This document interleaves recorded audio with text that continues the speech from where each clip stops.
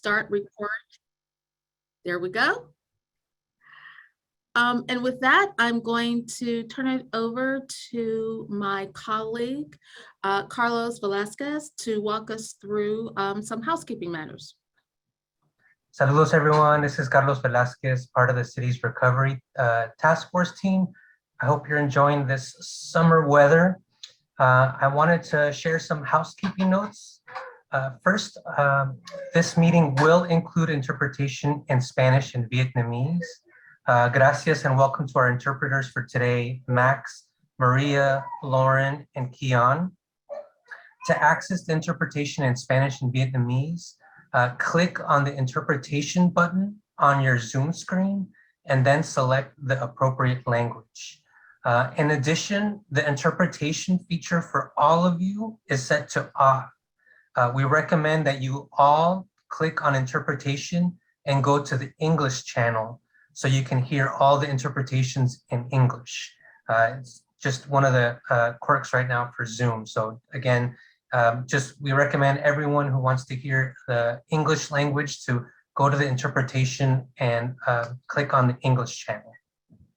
We have two videos, one in Spanish and another in Vietnamese that will play right now.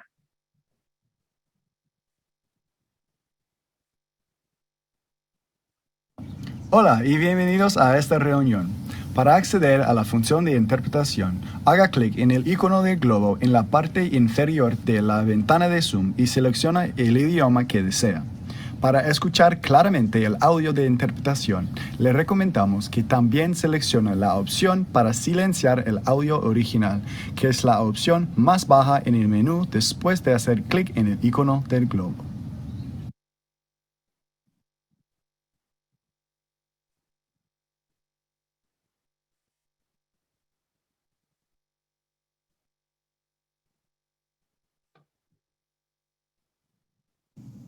Xin chào và cảm ơn quý vị đã tham dự buổi họp ngày hôm nay.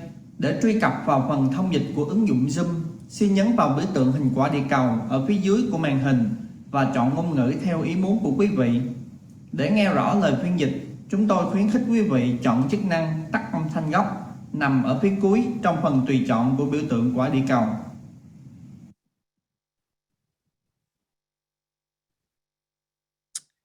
Oops, task force members, we ask all of you to rename yourselves on Zoom by first and last name and to also add your organization name so we can ensure that you're identified as a task force member. It's pretty easy.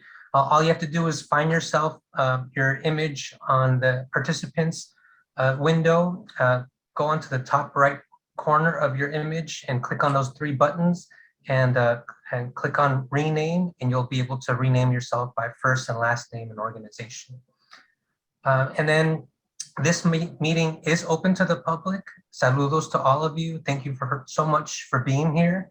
You'll be able to see and hear tonight's meeting, and you will have the opportunity to, for 2 minutes time, to share your voice and comments in your preferred language during the public comment portion of the meeting, which will happen towards the end of the agenda. Until then, we appreciate your patience and respect during the rest of the meeting. And for task force members, there will be time after each section of the agenda for questions. And we ask that if you do have a question during that time, to use the raise your hand feature down below on your Zoom screen. Either myself or Rosalind will be the one announcing your name so you can unmute yourself. I believe that's it. Great, thank you so much, Carlos. So before we get into the agenda, I'd like to start our meeting this evening acknowledging that we are on ancestral lands of the Ohlone people. And we pay respect to their elders, past and present, and we give thanks to their sacrifice and examples of humility, stewardship, and resilience.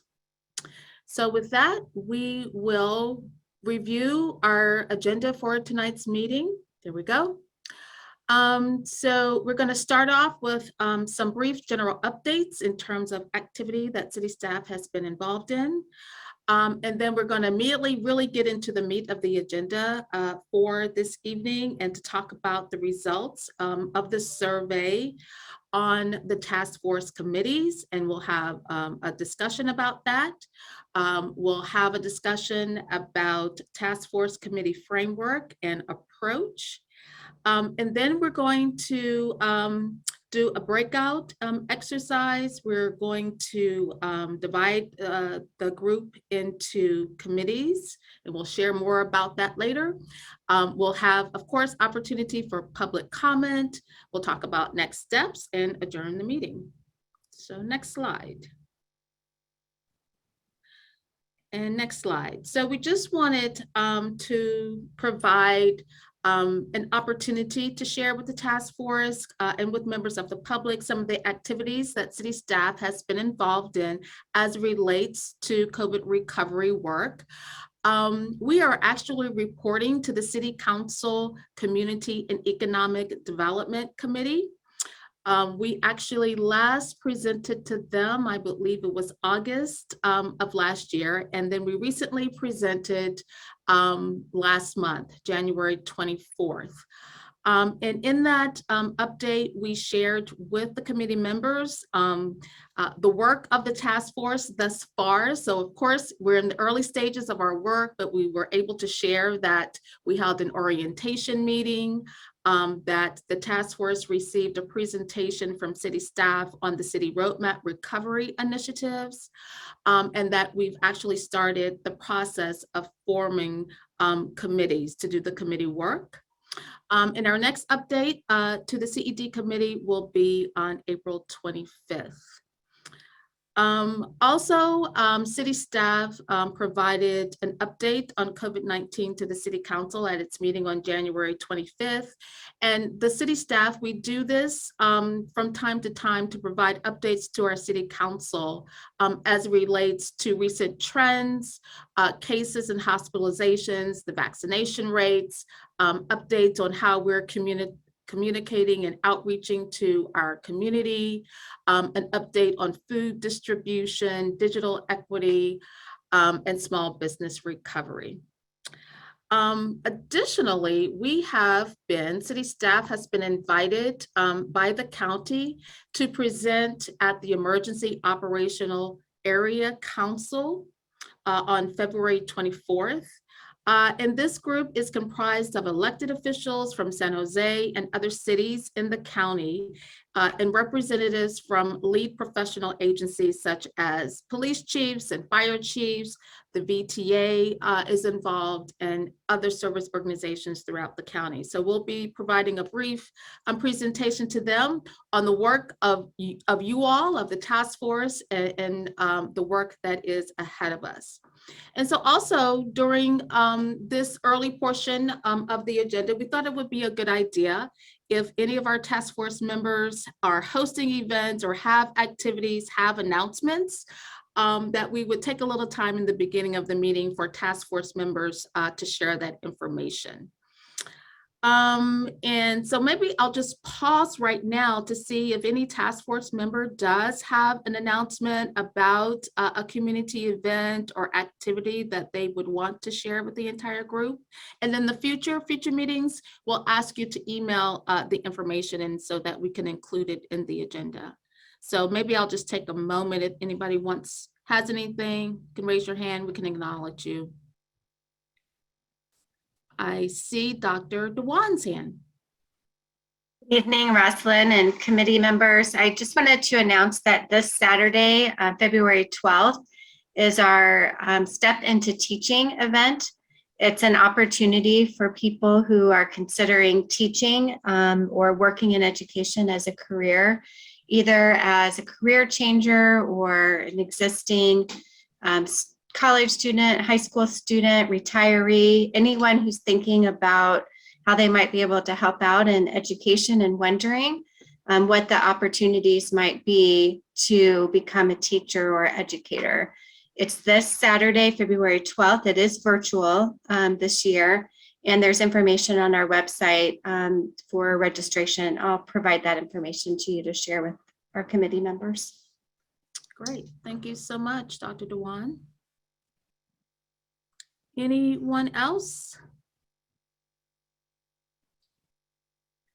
Okay, so the next item, I'm actually going to ask my colleague Rob Lloyd to introduce our community engagement consultants and share a little bit about them and their work with the task force. Thank you, Rosalind. Can everyone hear me okay? We can. Always worried about mute. We are grateful to have the help of Ramey and Associates and Winter Consulting with us as we dive into the multi-work group efforts tonight. So Ramey and Associates is experienced with our San Jose community and getting to good conversations on important topics, including such things as the Daragon Station area plan. They bring us 20 years of civic participation and facilitation, planning, and voice of the community work, helping us set priorities. And they'll help us converse and process the details and data collected for the actions that we want to take. Kim Dorman, if you can raise your hand, there you are. She's waving at us. Brings us deep expertise in responsive community engagement processes and has about 2 decades of experience in that. With Winter Consulting, they focus on community outreach and stakeholder engagement as well, with a specialty in digital outreach and Zoom facilitation. If Christian Olano can wave at everyone. He's an engagement manager and is a former community organizer in San Jose with years of experience with us in community engagement, coalition building, grassroots leadership development. And he's been honest about his passion for ensuring all the voices are heard in public participation. We also have Frank Ponciano, hopefully I said that right. Wave, Frank, there you are. He's e-waving. Spent several years working as a community organizer in San Jose, focusing on housing, education, and immigration. And he believes deeply that community engagement is the key to community empowerment as well. So I want to say in advance, thanks to Kim, Christian, and Frank, and we're all ready to get started. Great, thank you, Rob. And we really are thankful that we have our consultant team to assist us throughout the process. And I think it's really timely that we were able to get them on board as we embark on the committee work. We fully anticipate that we're going to have a committee on community engagement. And so we are hopeful that the consultant team will be able to work along with us, share some ideas, and hopefully some new and innovative ways to reach our residents throughout our communities, and particularly in those areas that have been hardest hit by the pandemic. And so our team, they're actually going to be included in the breakout groups this evening. So you'll have the opportunity to meet them and to start engaging with them. So welcome. With that, I think next slide now. All right, we're going to get right into the results of the survey on the formation of the committees. And Carlos is going to walk us through this. So Carlos. Yes, so let's dive into the key item in today's agenda, which is to share and discuss the results from the task force member survey that we sent out last week.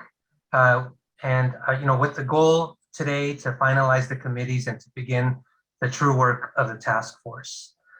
As we've mentioned before, committees will play a tremendous role in achieving the goals of the task force. They're going to help us have that nuanced, deep conversations that would be difficult to have with the entire group. So next slide. So just to quickly recap, at last month's meeting, we did group the ideas for committees submitted by you and your fellow task force members into 7 categories that you can see here: supporting workers, supporting small businesses, housing, community engagement, data and budgeting, community health and wellness, and arts and culture. We had a great discussion, and each of the committee's ideas, there were some committee ideas during the discussion, such as childcare and youth development, or educating and connecting families to childcare before and after school programs, and other youth development programs emerged from these discussions as an idea, as well as recognizing that the committee topics would not be mutually exclusive, and that there would be many themes that relate to each other. Next slide. So based on the ideas that you submitted and the discussion and feedback that we had, we proposed 2 options for committees outlined in a survey that was sent out last week. Option number 1 proposed 6 committees with the work under childcare and youth development included in the community engagement committee. And option number 2, which you can see on the slide there, proposed 7 committees. So it's essentially the same, but we did include childcare and youth development as a separate committee. We did also propose that the work under the arts and culture ideas be incorporated into the supporting workers and the supporting small businesses committees, and that the data and budgeting committee be a shorter term committee that gathers data, develops metrics, and compiles tools to help ensure that we have an equitable budget process and to make sure that that information was shared with all the committees to support all of the work. For the survey, we asked you to select which of these 2 options you preferred and to rank the committees according to your interest in joining them. And really our goals in developing these 2 options were to ensure that all task force member ideas could be incorporated into these committees while keeping the committee numbers to a manageable number. Next slide. So here are the results of the survey. First, I want to thank all of you for participating. We had 2/3 of the task force members respond to the survey. So thank you so much. With the first question, asking which of the 2 options for committees you preferred, nearly 70% of the members who responded preferred to have the 7 committees, which again meant to have, was voting to have childcare and youth development as a separate committee. Slide 2, next slide, please. So this slide shares the results from the second question, which was to rank the committees according to your interest in joining them. So this slide, just for purposes of making it easy to share, shows the number of people who ranked a committee as their top, second, or third choice. So for example, for community engagement on the far left, 24 respondents had community engagement in their top 3, with 5 who chose it as their top choice, 12 as their Virginia's second son's choice. Funeral is on the 5th of June from 1. And 7 as third. So as you can see, we have many of you who are interested in joining the community engagement, community health and wellness, and the supporting workers committee. I'm also glad to see that there was an overall there was a good distribution and interest. Though for the data and budgeting committee, there wasn't a task force member who voted it as their top choice. And 5 of you did rank it as your top second or your top third. For those of you who have yet to complete the survey, we'll be giving you all about a week to confirm which committee or committees you wish to join. Also want to make sure that we reiterate that while everyone is encouraged to volunteer and participate on at least one committee, it's not a requirement. Next slide, please. So there was also a final question in the survey asking for additional comments, and I wanted to share some of the, most of them here. These are condensed versions of the comments that we made sure still captured the essence of what was submitted. The full versions of all the comments, as well as the full survey results, are accessible to everyone on our webpage, which is sanjoseca.gov/COVID-19 recovery. There were comments about how data and budgeting should be a regular committee instead of a short-term one. Recommendations for additional ideas that could be incorporated into the committees, such as emergency and disaster preparedness, or healthy, culturally relevant food access and distribution efforts. Next slide. Here are a few more submissions highlighting the importance of childcare and youth development, additional ideas that could fit under supporting small businesses or workforce development and data and budgeting, and also a recommendation to move art and culture ideas into the community engagement committee.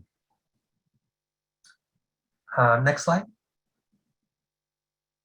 And we also wanted to call to attention a joint letter that was submitted to us by some of your fellow task force members that we also sent in our email yesterday, and that is also accessible on the webpage I mentioned earlier. As you can see, the letter in essence recommended that workplace health, safety, and rights and just recovery for airport and hotel workers be its own separate committees, as well as possibly workforce development. So I wanted to obviously give some time for some Q&A and for discussion on the comments and the survey findings. But before, Rosalind, just wanted to check in with you to see if there was any items you wanted to share before before we started allowing discussion. Sure. Thanks so much, Carlos. So number one, thank you everyone that was able to actually complete the survey. It really did help us try to think about and organize moving forward with the committee ideas. And I do want to say what we want to achieve tonight is a finalization of the committees. And so that is our goal during this time, is to hear from you and then get to a final decision on the committee so we can start our committee work. So with that, I think we'll just open up for discussion, questions.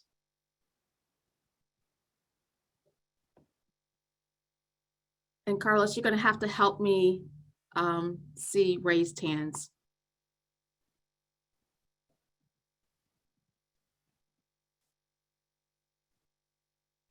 Okay, I see Louise and then Rosalie.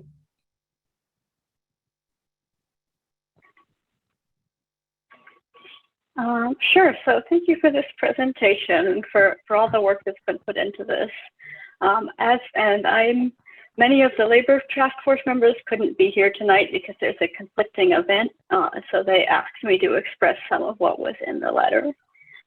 We feel that the whole task force is an amazing group, but is very large, very unwieldy.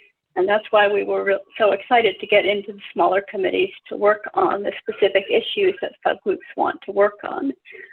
Task force members were asked to submit committee ideas. A lot of people put a lot of thought into it, sent in good ideas. We had, I think, a robust discussion of them last meeting. And so it was very disappointing to see that we were not able to even vote on or consider most of the ideas that were submitted by task force members. We don't believe that the sort of creating broad categories is going to be effective. We would really appreciate the chance to vote on and select the top 6 or 7 committees with the most interest from the ones that were originally submitted. Also, there's some structural issues that I think some other people may raise, but I think the key is how and when does this task force actually get to make decisions? We don't really have a voting mechanism. We don't seem to have a method to make proposals or motions, and absent that, it's very difficult to see sort of how the time and engagement and collective wisdom of everybody in the task force is really being valued and put to the best use.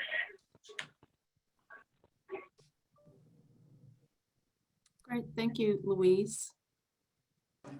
Rosalie? Yeah. Oh. Rosalie, Rosalie, you're on you're muted. mute. Yeah. Of course. Sorry about that. Yeah, good evening. Thank you, everyone. I have a question about where education fits into the categories that were presented just a minute ago when we had our breakouts in the last session or last meeting. We talked about where education and specifically, my interest or my area of interest is higher education, where that would fit in. And I don't see any categories unless kind of youth development seems to be the space for that, but maybe you could elaborate on it. Yeah, sure. So yes, at our January meeting, there was a discussion about education. Particularly, I remember a conversation about middle school students and mentoring opportunities for them. obviously, even for adults. And so it was our thinking to include all of those ideas related to education, mentoring in the Child Care and Youth Development Committee. Thanks for the clarification. Sure. Mimi, I see your hand up, and another reminder that we're asking task force members to participate in this conversation. And so members of the public, if you do have comments, we do ask for your patience and for making comments during the public comment portion of the agenda. And Carlos, I'm also reminded that one of our group agreements was that when we speak, we would say our name and who we're representing, your organization. Great point. Thank you. Mimi, go ahead. Excellent. Good evening. My name is Mimi Hernandez. I am representing Prosperity Lab. And my purpose for being here, of course, is the assistance and the recovery for our small business community. I kind of wanted to just reiterate that I'm excited that we're finally moving into committees. It is a very large scope of work that we're developing here. So I would say that, for folks, not only myself, but other people that are in the space of economic development, we are eager to get started in coming up with ideas and plans for how our small business community can begin their recovery phase.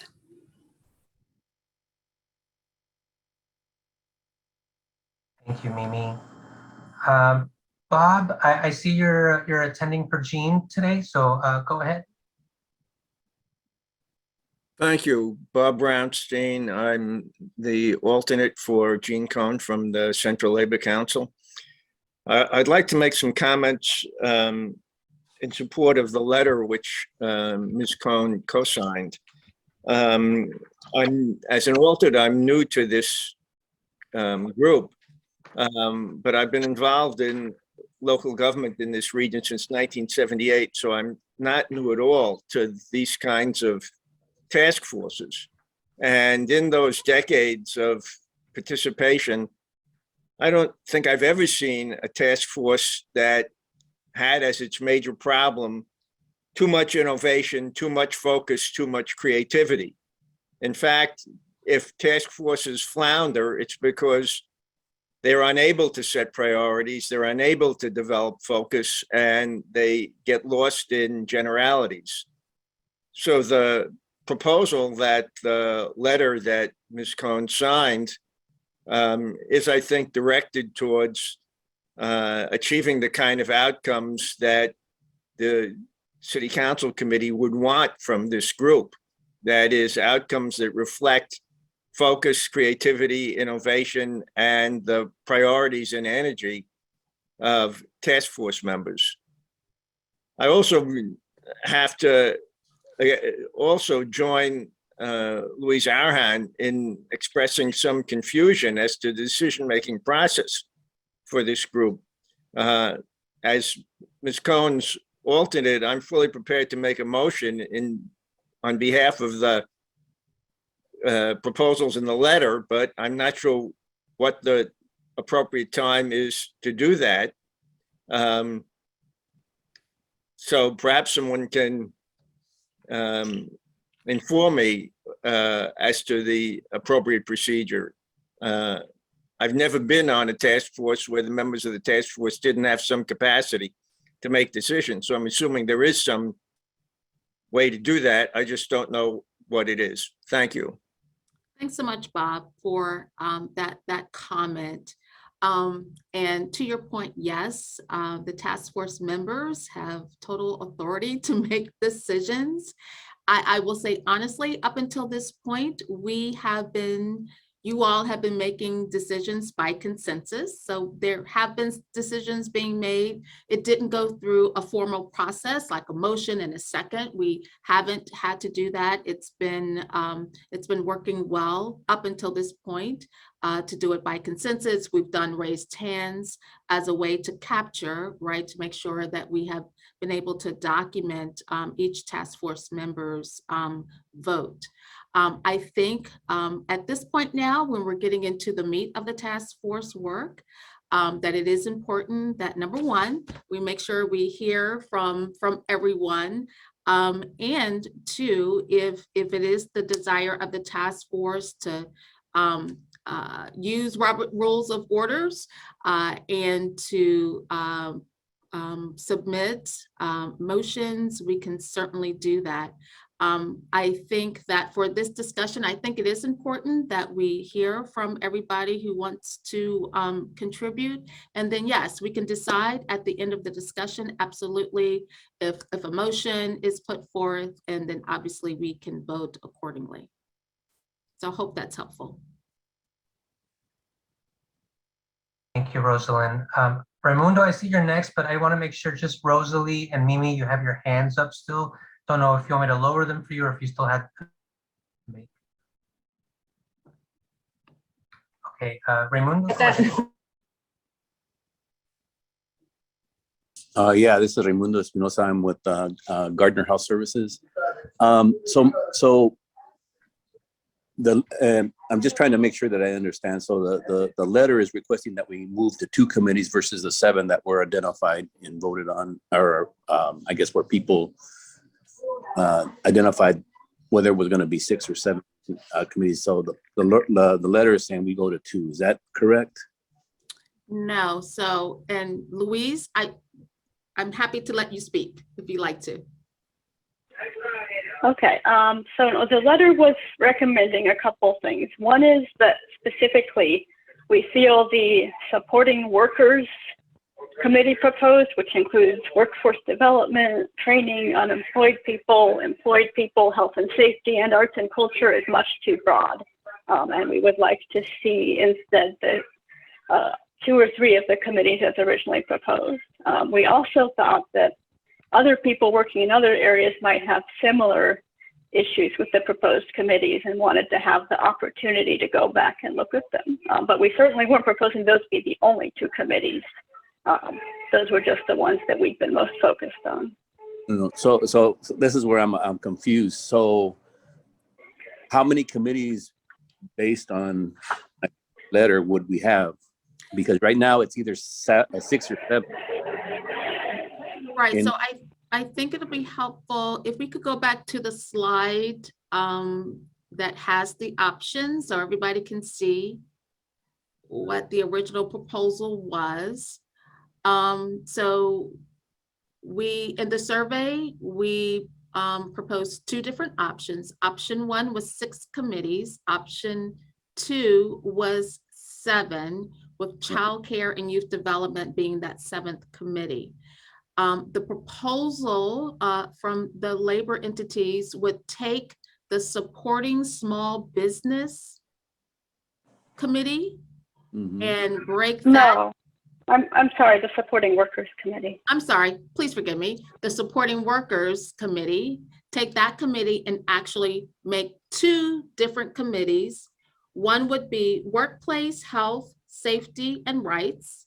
And then the second one would be just recovery for airport and hotel workers. And then in addition, Louise, you were suggesting perhaps the task force would want an additional committee on workforce development. Is that correct? That's correct. And having heard Rosalie's earlier comment, I wonder if that committee could maybe also cover higher ed.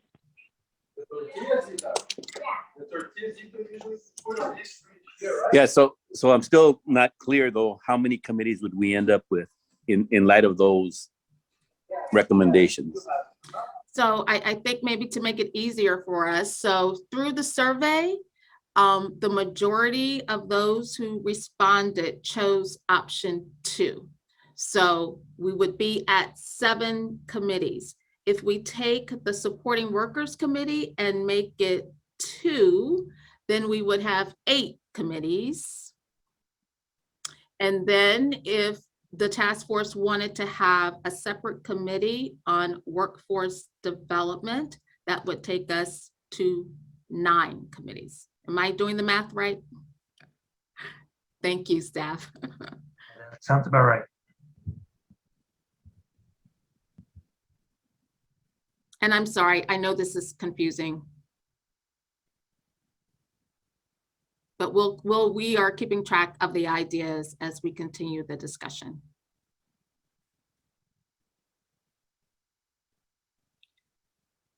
Carlos, had you called on the next task force? I'm sorry. Yes. Akira, I see you have your hand up. Go ahead. Oh, hey. This is Kira Kazanzas, Silicon Valley Council of Nonprofits. Couple just reflections. I feel like if there's enough folks who want to work on a particular committee, you know, they probably should be allowed to do that. I think if I'm supportive of Louise's proposal in the letter. I think the two things that they're talking about require separate types of expertise. And if there's folks who want to work on those things, those items separately related to workers, I feel like they should get their own committee. I also, at the risk of like going backwards, and so probably this is sending chills up Rosalind's spine, but I realized that one thing we never discussed is whether we should have a steering committee. And this kind of like, I almost feel like that some of the problems that we've been discussing over the last couple of meetings might be helped by having a steering committee. I think it might help to co-create the agenda, might help to kind of get iron out some nuances that are kind of maybe require a little more insight from the participants. And it might also help on the governance side. I don't know if there's anybody in this group who wants to attend more meetings, but you know, there probably are because some people like meetings. But I feel like the steering committee would help. And my last thought is just reflecting what Bob said. Yeah, it might be, we might need almost a little bit of training on how to move things, how to make decisions, how to take action, because honestly, it didn't occur to me until today that we could make a motion, but that's kind of pretty obvious that we should be able to do that and make some decisions. So like maybe we just need a little bit of TLC there. Thanks. Thank you, Kira. Christine, I see you have your hand up. So I'd like to follow behind Cara and say I have several concerns, and I'd also like to have clarification as well.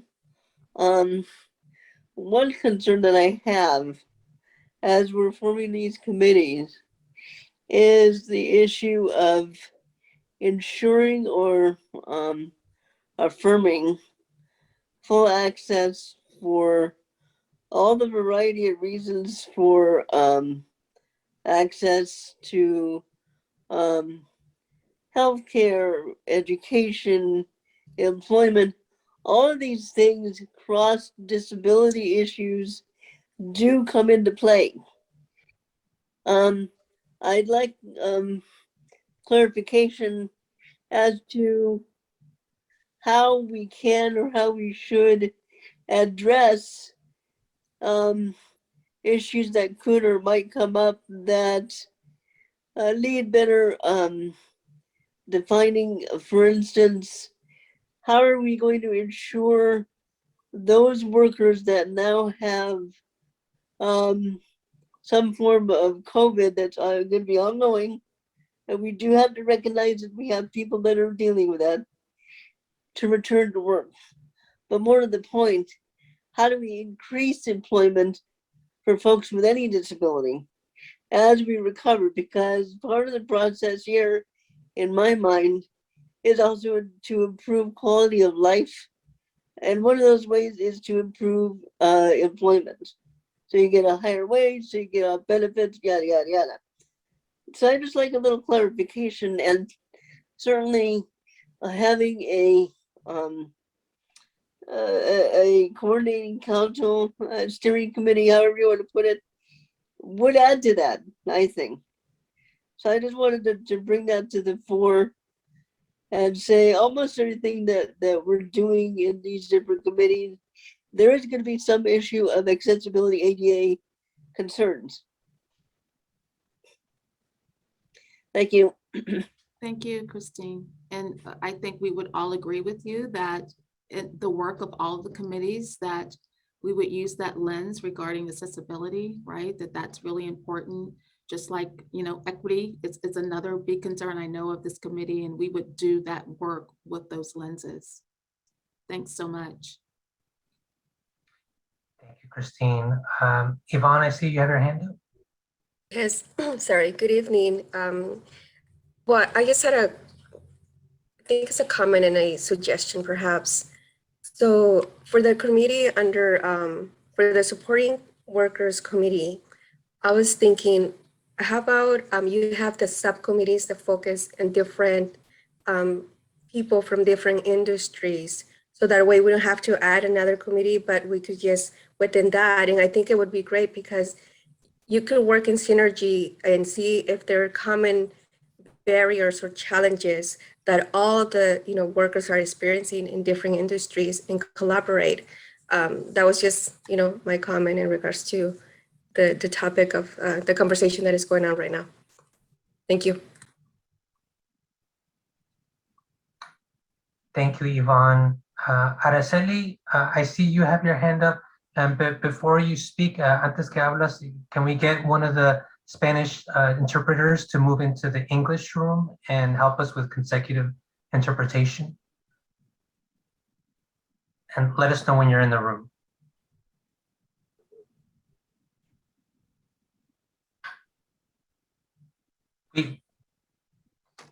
¿Listo? Okay, we can hear you, Maria.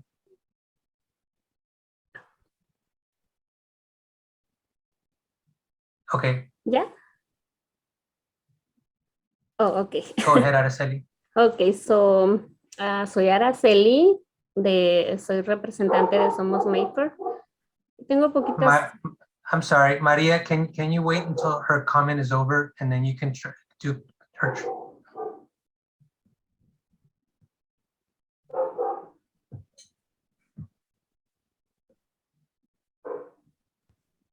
¿Ya? Sí. Ok. Estaba esperando. Ok. Pues estoy un poquito de acuerdo ahorita con lo que estaban hablando sobre los comités, que serían 9. Y con el comentario que hicieron, si tenemos los miembros que quieren, que tengamos los suficientes miembros para ser parte de cada comité, y si creemos que es lo correcto, está bien. En lo personal, a veces siento que menos es más, porque entre más cabezas sabemos en un comité podemos aportar más ideas y más, podemos juntar muchas ideas en un solo título de estos que están aquí, que escogimos. Entonces, pues estoy a la mitad con eso. Veo pros y contras en ambas partes, pero creo que es algo manejable. Preguntas que tengo es, escuché que se le dará una semana más a las personas que no han escogido ningún comité para que escojan, y me surgió la pregunta si vamos a definir en esta reunión a los comités que quedarán y quién estará en cuál, o nos vamos a esperar a la siguiente reunión para saber en qué comités vamos a estar y quiénes vamos a estar. Esa es una pregunta.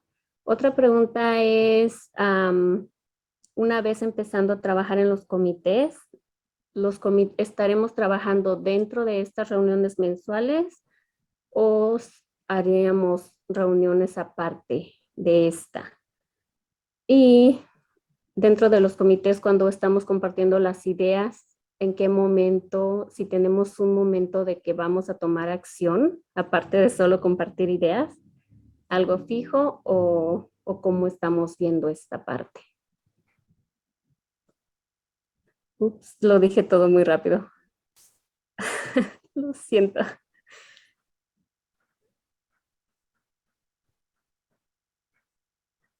Eso sería todo.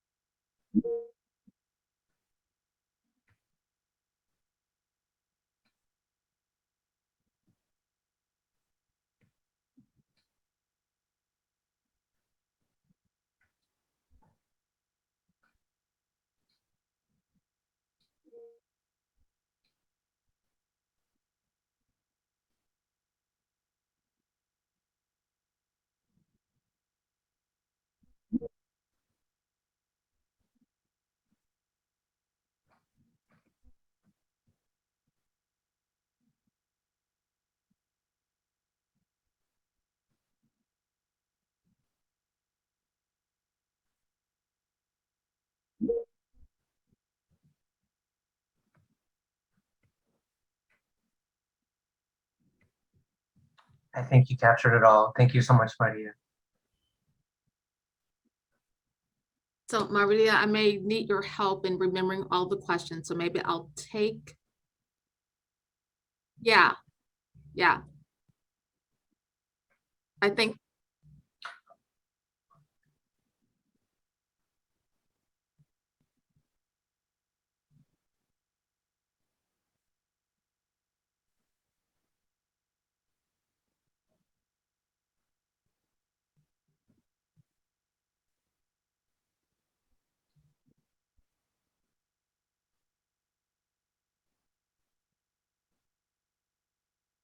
Great question. So what we are going to do tonight is define the committees. So we want a final decision. Rosalind, I'm sorry for a quick. So 1 second, Maria, do you want to go back into the Spanish room? Oh, okay. Thank you. Am I good? Just let me know. I think so. Great. Thank you, Carlos, for reminding me of that. Now, I hope I didn't forget the question. So tonight, the goal is to decide on the committees. So we will do that tonight. And we do want to give task force members the opportunity to take more time to think about which committees you want to join. So you have until next Friday to do that.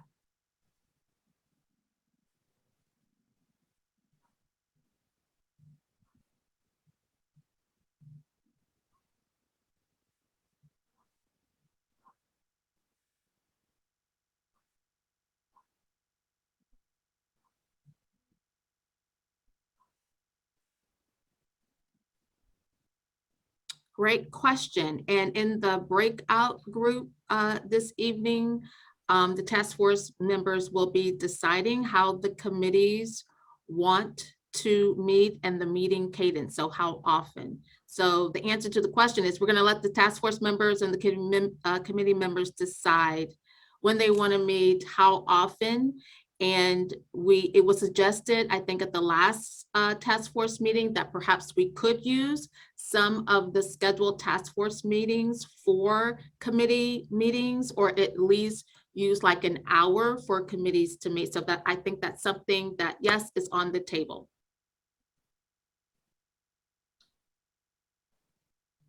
Thanks, Rosalind. This might serve as a good reminder that if there was at one point you were not hearing people speak, it's probably because you have your interpretation off. So just a reminder to go on to, if you want to hear the English language interpretation, go under the interpretation button on the bottom of your Zoom screen and click on the English language and you should be fine. Christine, I see you have your hand up. So following that point, I just tried to listen to the interpretation of the questions that were made in Spanish, and I was not able to hear it even though I had English selected. I even tried to disconnect the original audio. That didn't seem to help, so I am at a loss. I don't know what to say. I'm sorry, Christine, were you able to at least hear Rosalind's comments or at least responses? The responses, yes, but not the interpreted question. So I don't know whether that was being shared with everybody else and I just was not able to hear that, or whether it was just strictly going to Rosalind, right? No, everybody was able to hear. I'm hoping. I see people shaking their heads. I was not. I'm just making that point because I'm at a loss.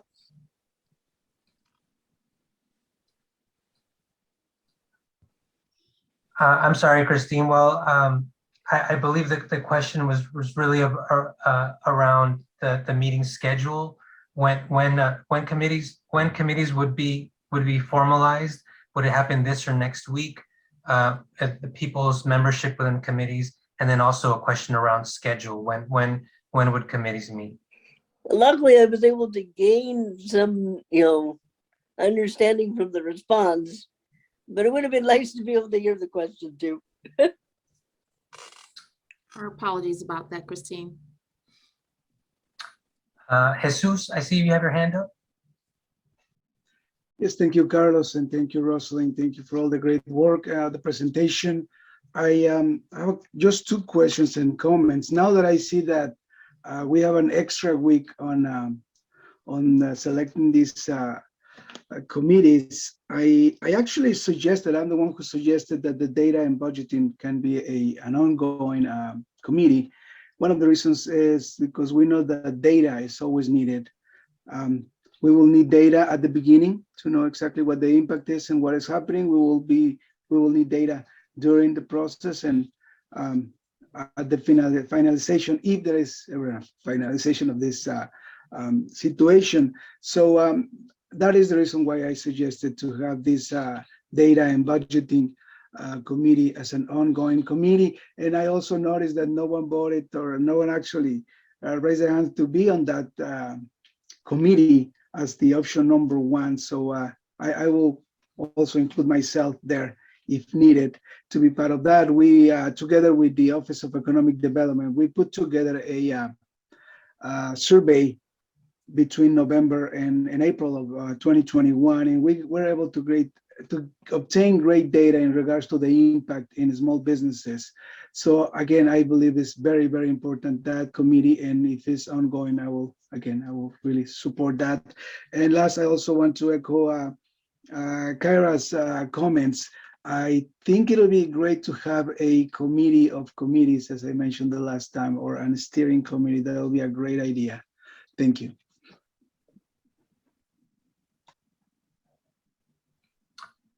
Any other comments or questions?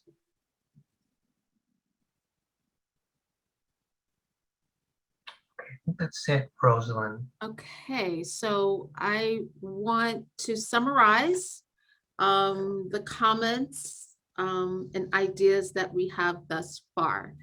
So I'm going to start with, again, on this slide, it would be option 2.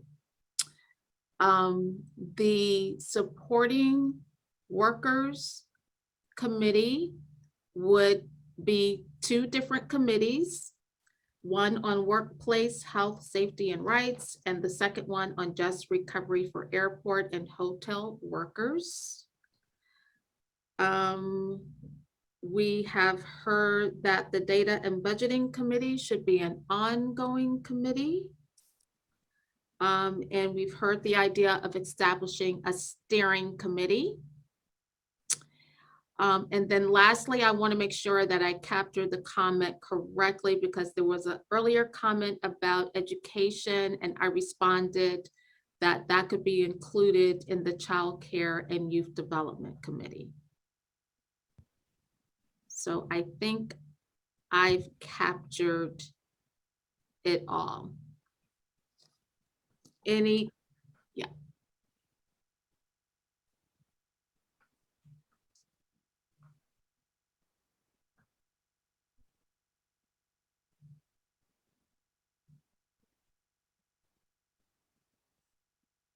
Oh, yes.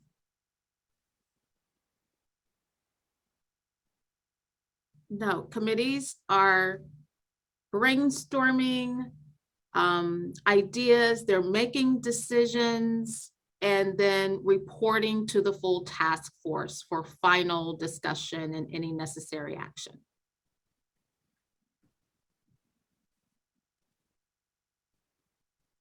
Thank you, Rosalind. So with that, if there's any more discussion, now we're happy to entertain a motion in a second and take a formal vote. I'm thinking perhaps that might be the best way.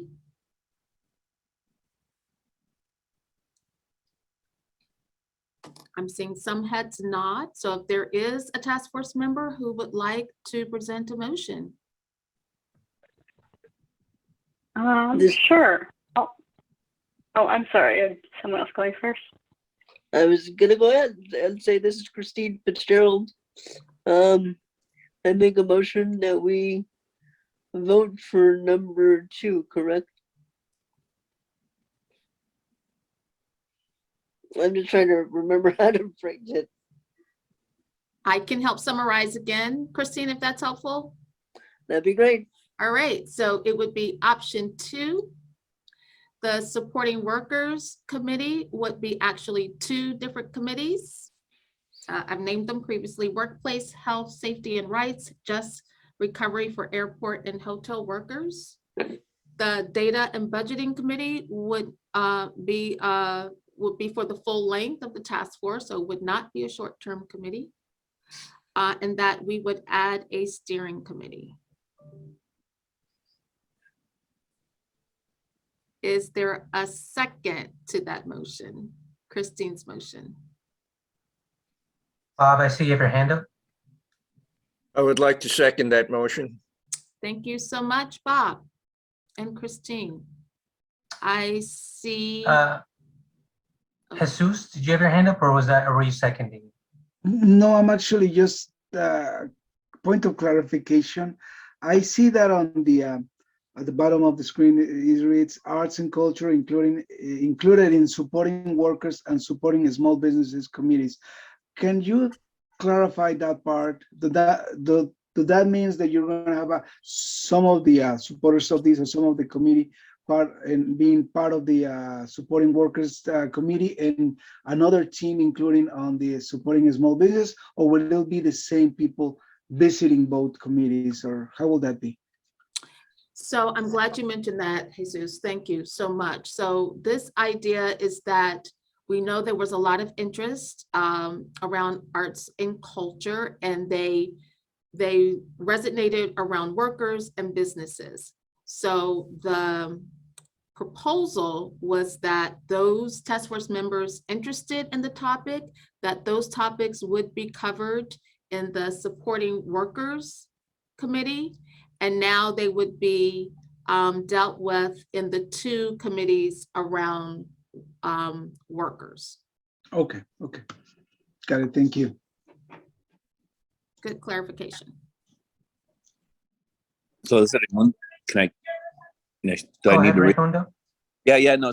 So does that mean that you'd have 2 separate committees? So you're saying the same members would be responsible or on those committees, or would it be different people on depending on who wants to participate? We're leaving up to the task force members. Whoever wants to be on a committee, obviously you can be on more than one. It's, Up to us. Okay. to the members, absolutely. Thank you.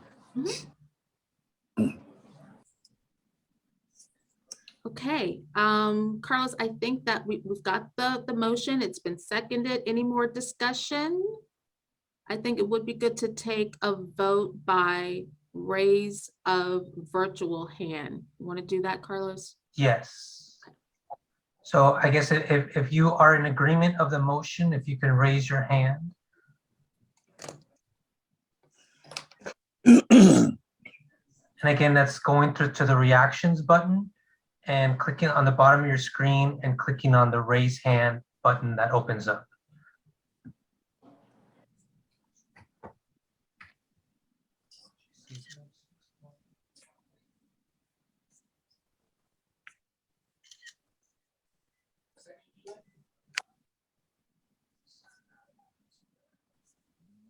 Okay, I see 30, I guess there's a number here, 37 participants.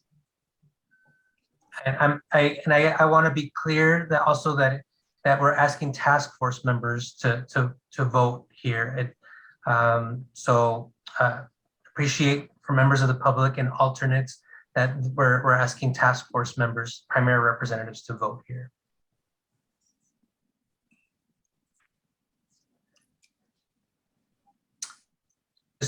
Give us a quick second. I know some of us are taking some screenshots. We just want to make sure we can properly document all this. But I think right now I see 38 hands up, which is a majority of our task force representatives.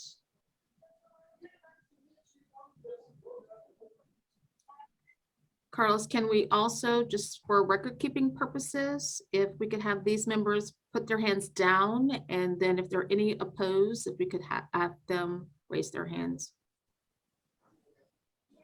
Yes, so if you had your hand up, and please lower it, and then let's go for the those who don't approve of the motion to raise their hands.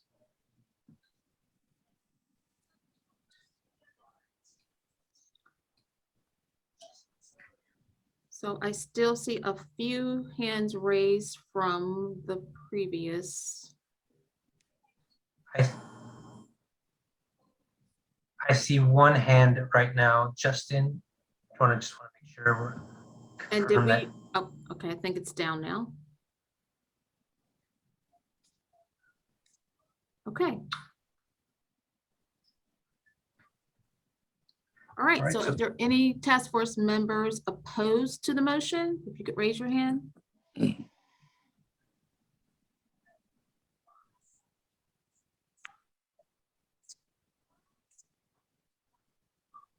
All right, this is wonderful, a unanimous vote. Awesome. Thank you so much for the discussion and helping us get to that decision point. Very, very helpful. So just for the purposes of planning ahead, I know, Rosalind, we will be breaking into discussion, into breakout groups. I think just for now, we had planned to break groups out according to the 7 committees that were proposed. But what do we want to just have? There was a supporting workers committee. We will be, for now, for the purposes of this breakout discussion, going into keeping that breakout group, and then having a separate discussion, or having a discussion that would then try to at least maybe discuss the 2 options that have just been approved. Yes, so, and thank you for bearing with us, because we do have staff and obviously our consultants who are going to be helping to facilitate the breakout groups.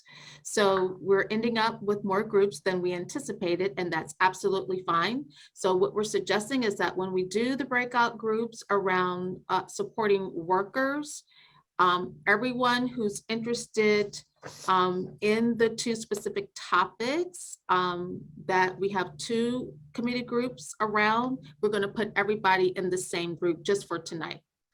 And then it occurred to me, for the new steering committee, I think it's important to have a conversation, for you all to have a conversation about the steering committee, if there are any parameters around that. Particularly, I'm thinking the number of people who should participate. I mean, I don't think, Kara, your idea was to have a steering committee of 25 people. So if there are any ideas for the structure of a steering committee, I think Kara, she did a great job in laying out the roles and responsibilities, what I think are excellent. But if there are any other parameters that anybody wants to share, I think, and I'm open to suggestions for purposes of tonight in the breakout exercise, that we won't have a separate breakout group for the steering committee. But I want to hear from the task force members about any other parameters, particularly around the number of people. Christine, I see you have your hand up. Yeah, so like you were mentioning, having 25 people at the steering committee is way too many.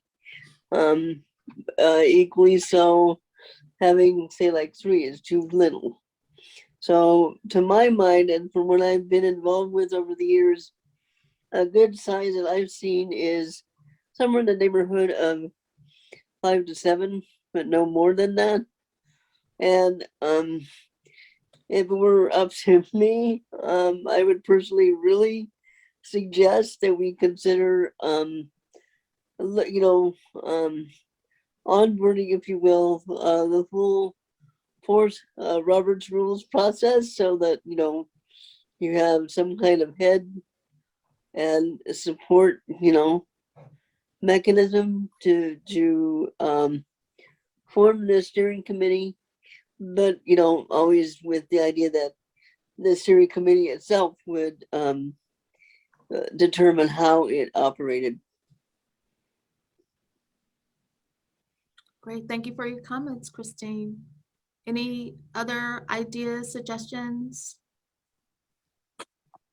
I think there, Kira, anything else to add? And I think there was another task force member that commented that they thought steering committee was a good idea. Kira, go ahead. Sorry, I took a bite of my dinner. You see that? I think definitely less than fewer than 10, but I think what Christine said is well taken too. Yeah, too small is probably not great either. So we just want to make sure it's representative.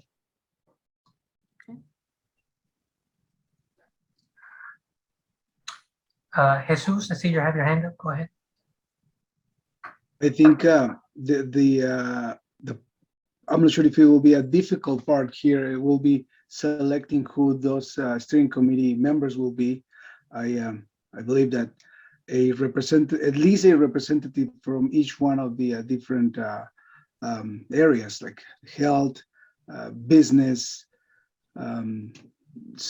education. I think that that'll be the perfect way to select the members. I would love to be part of the steering committee. That's a way to select the committee members. But again, that my suggestion will be to try to select at least one representative of each area that we are trying to cover here and support.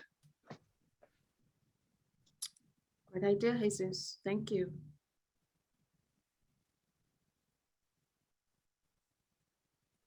I'm sorry, Raymundo, go ahead. Yeah, so can I ask how many committee members are our total? How many task force members we have? Yes. There are 55 task force members. So we have, what, 9 committees? So it's going to be, there's going to be a little bit more than 10 in some of them, right? So as long as we agree to that, we're okay. The other thing is, I think each committee should just elect their own representative to report to the task force. That's my recommendation. Okay. Thank you, Raymundo. I believe that's kind of in line with what this co-chair position that we might be discussing as well in our breakout session. Kira, I'm sure you're still taking some bites, and that you're just haven't lowered your hand. But I'm trying to get my thumbs up off. I don't know. All right. Okay. Any more comments?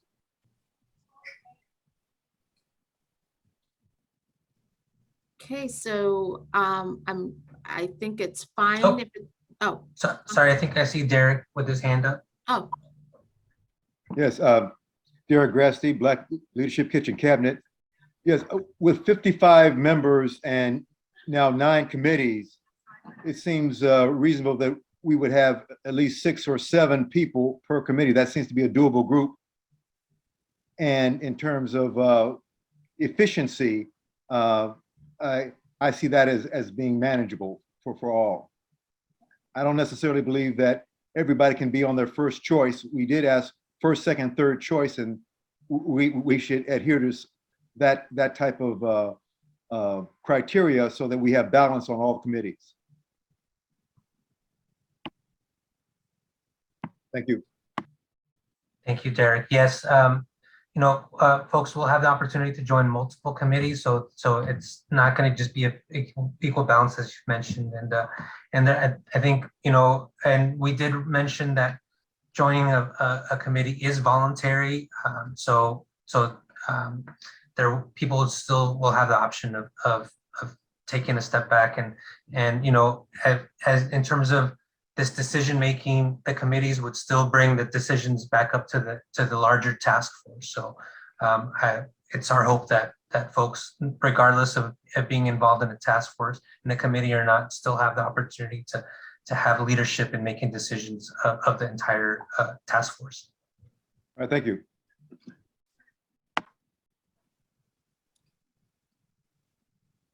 Any more comments or questions? So it sounds like we have consensus. And again, if the task force wants to take a motion, that's fine.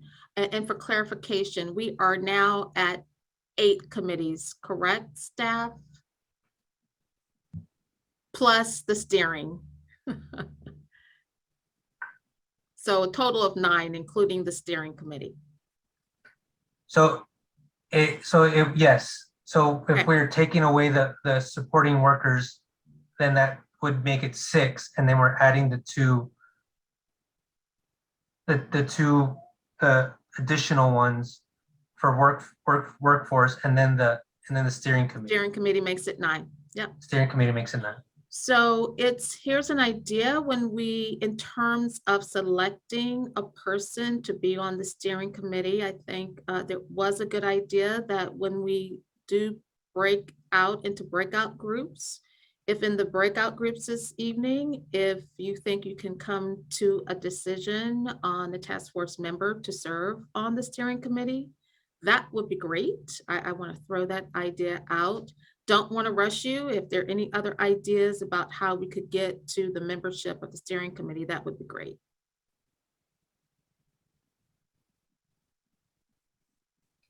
Louise? Yeah, I support the idea of each committee electing a member to serve on the steering committee.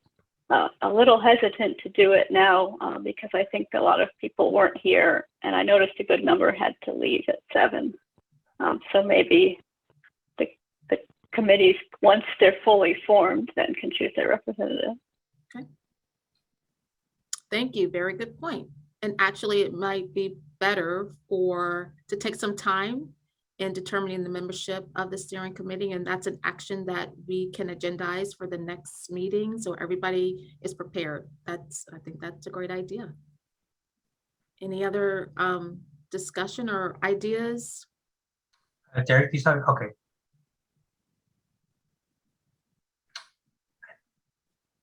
I think we're good here. Does the task force, do you want to take a vote on that idea about each of the 8 committees selecting a person to serve on the steering committee? And we will agendize that for the next meeting. Christine, I see you have your hand up. I think it's definitely advisable to do it this way because given that some people have had to drop away, others have not done the survey. I being one, I do apologize for that. That was my error. But yeah, having people catch up to where they need to be and or be in the meeting rather than having to have dropped away because of whatever other responsibilities they had to switch to.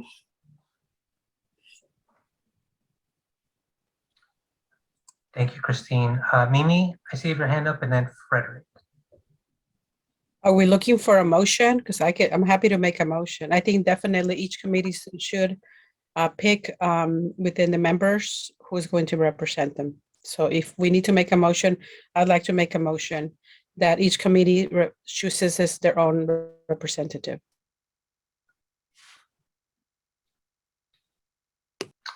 I second.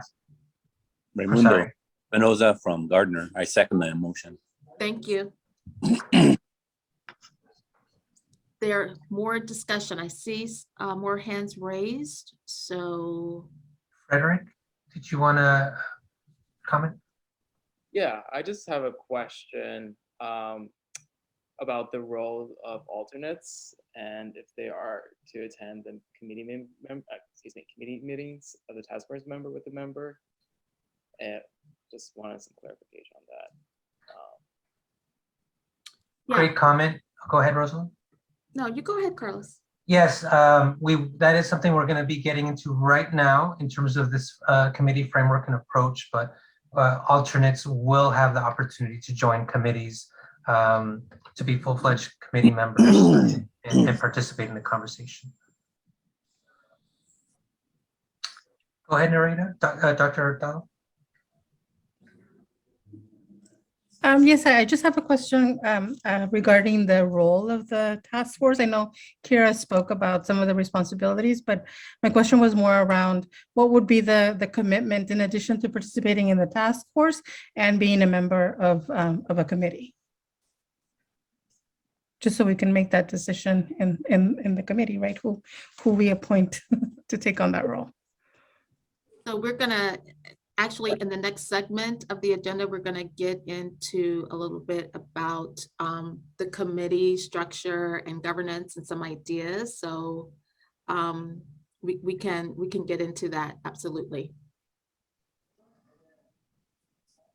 Araceli Gonzalez, I see you have your hand up. Hi, Araceli Gonzalez from Catholic Charities of Santa Clara County. I think my answer might be answered in the next role. My question was, I know that public comments usually bring a lot of good information to these meetings. I was wondering if they were going to be allowed to be in the subcommittees as well.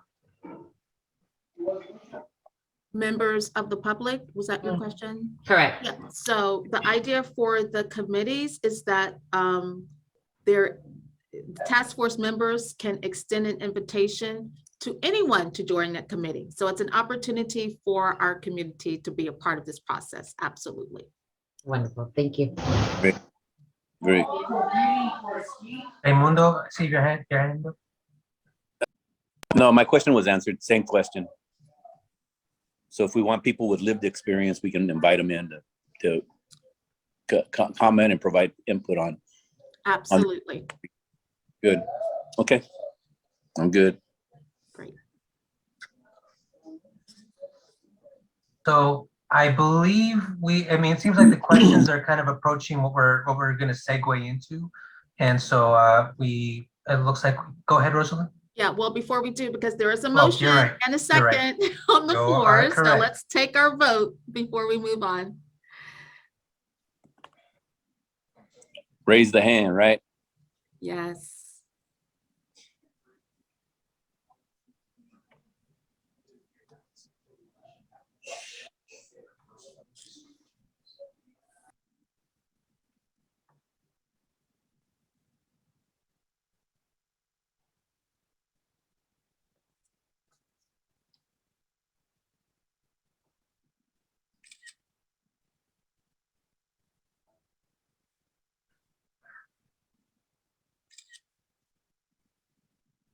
Looks like we have 34 okay. 34 who have raised their hand.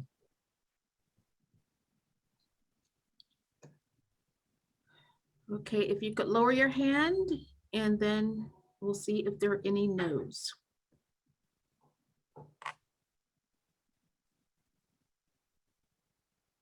We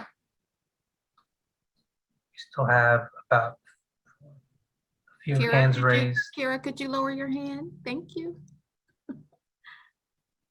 Same for Claudia and Kiana. Kiana.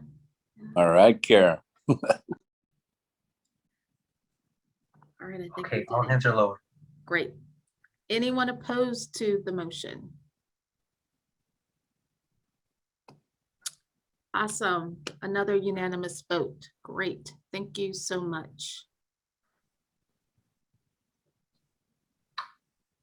Okay, now we're going to segue into the next portion of the agenda.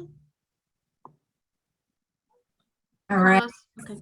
Oh. Yeah, we're gonna. I think Aurelia, you'll be helping us the framework and approach section, correct? Correct.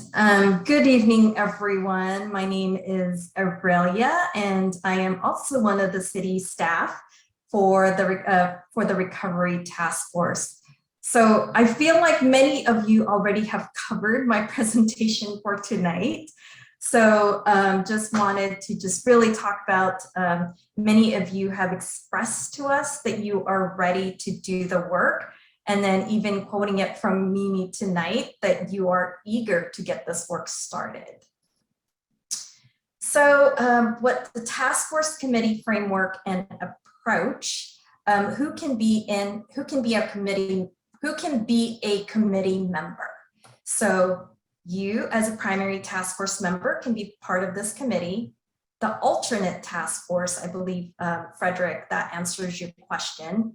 The third one is someone who is invited to be a committee member. So thinking about that neighborhood leader, another nonprofit organization that's already not part of the task force, such as San Jose Conservation Corps or other faith-based leaders. Basically, who else are we missing to be a thought partner in this process?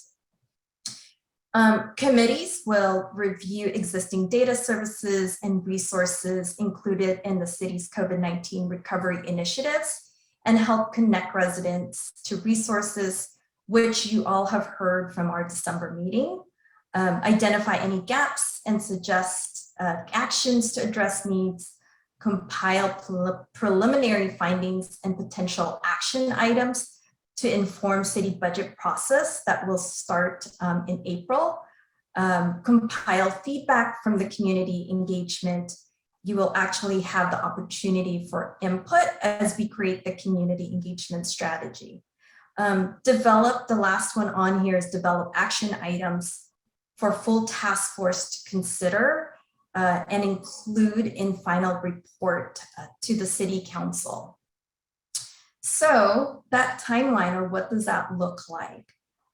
Tonight, we said that we're hoping, which we actually did because we just voted, setting up the committees. So that's done for tonight. And then we're hoping that we finalize the committees by, like Rosalind said, for the committee members by next Friday. And then setting the first committee meeting in March. So you will have the opportunity during the breakout to do further discussion on this. Again, these are just suggestions. And then the second piece is that identify gaps in action to address the needs. So that could be in the second or third committee, which will take place in April or late May. And then, of course, the last piece is the finalized action item to share with full task force. And we're looking at September and October.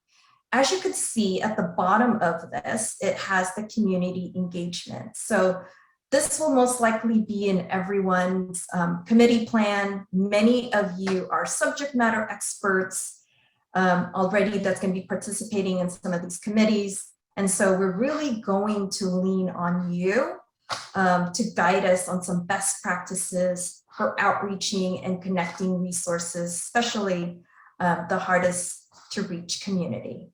So I am going to stop right there because we wanted to get some of your feedback or discussion on this. Raymundo, I see you have your hand up. Yeah, so is it appropriate to assume that we can invite people who may not have the time to be at every meeting, but can provide like their subject matter experts, so to speak, because they're in the lived community and they have actual experience about what's impacting them, and not having them, if they want, we can invite them and have them be part of the committee, but not necessarily if they can't make the commitment to be there all the time, I guess. I guess my question is, I'm assuming that we can just invite people to talk to us about what some of the issues are in the community or validate some of the concerns that we have. Yes, absolutely. That's a big part of each committee's work. Okay.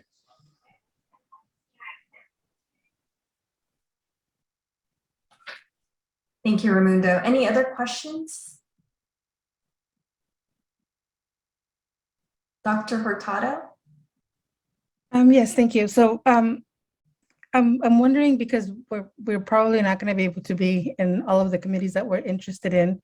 Are we able to invite someone to be in a committee that we're not part of? Or can we only invite people to join us in our committee? So that's a great question. I think if there are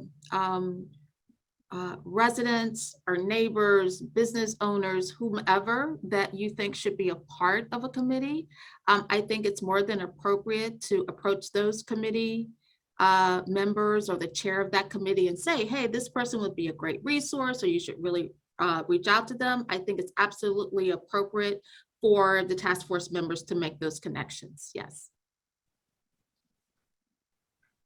Good point, Rosalind. And I think if you have some comment, if you have any suggestions that you want to send to the city staff right now, we can also take them and pass them on to the co-chairs. We don't want to lose any ideas that you have right now. So we'd be happy to take them on. But yes, co-chairs, once they're formed, would be a good communication point for any future work on other committees you're not a part of. Araceli, I see your hand up. Hi, yes, Araceli again from Catholic Charities of Santa Clara County. I know in here at Catholic Charities, we do have some great leaders that would probably be interested in some other committees. But since we only have 2 representatives for Catholic Charities, would there be a possibility to add anybody to the task force? Well, at this point, unfortunately, no. So just a reminder that the city council actually approved the task force membership. So we have the 55 member organizations, and we have the primary and then the alternate when the primary can't serve. Okay. However, right, it doesn't mean, right, the committee work is totally meant to be inclusive and getting those people into the conversation who need to be there. So really the committee work, that is the opportunity to invite many members of our community, those with the lived experiences, the small business owners, whomever. So that's the way that we can be inclusive. Yeah, absolutely. No limitations there. Perfect, thank you.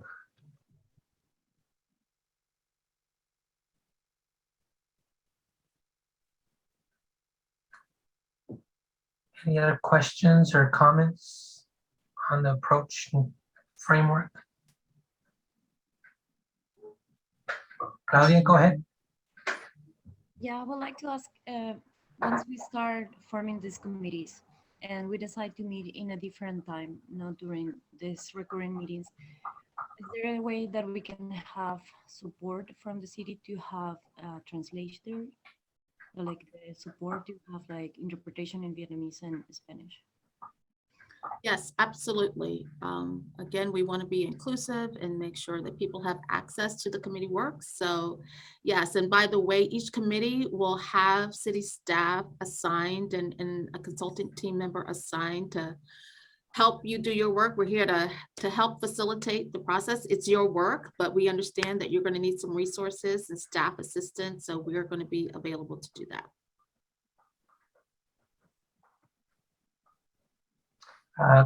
Thank you, Claudia and Rosalind. Mimi, go ahead. I love the spirit of inclusion, but can I just voice a concern that sometimes if you have too many people, too many cooks in the kitchen, then nothing gets done. So I would just caution and make sure that we do have some parameters in place, because I mean, it's easy for people who are new or haven't been part of the decision making and don't have the background from all of us who have been here for a few months into what has been decided or what the parameters are. So my caution would be I love inviting new ideas and being inclusive, but I'm also a little bit worried about too many cooks in the kitchen and our ability to be able to move along.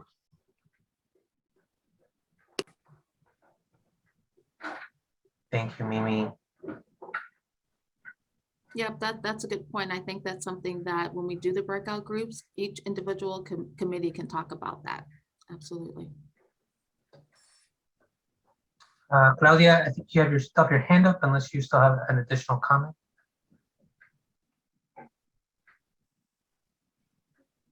Kira, go ahead.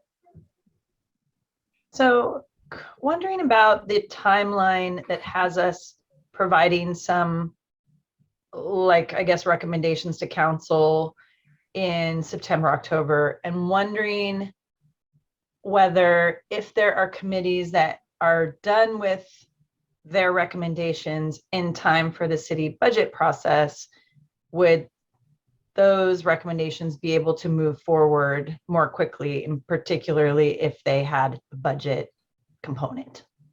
Yes, great point, Kira, because I can't remember which slide it was on, but one of the things that, and the reason why we want to get the committee work underway, and this was a comment made at the Community Economic Development Committee by one of the council members, looking for initial or early preliminary ideas from the task force to inform the budget process.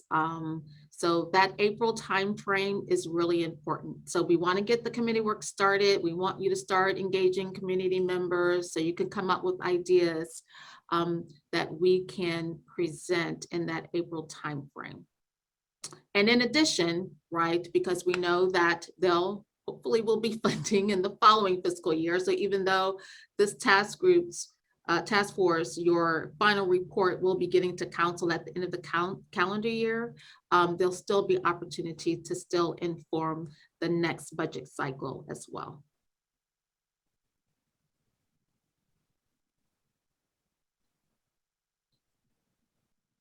Thank you, Rosalind and Kira.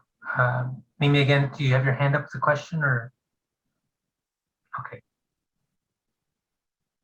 Okay, so I think are we good to now do the breakout groups? Because I'm mindful of time. We have about, I think 30 minutes set aside for the breakout activity. And I'm sure someone is going to walk us through. Yes, that'll be me.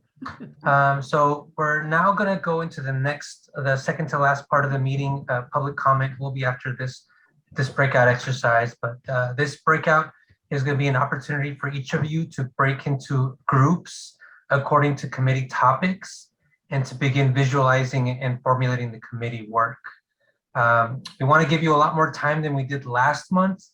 So we've allotted 35 minutes time for this conversation. I know that'll take us past the 8 o'clock hour, which is what we traditionally have been wanting to end these meetings. But I think we've had a really robust conversation and I think going towards our goals for this meeting. So unless we're going to keep it at this time for right now. So we're going to be allotting 35 minutes time for you all to review the ideas that were grouped within a specific committee and begin discussing who else should be invited to join that specific committee.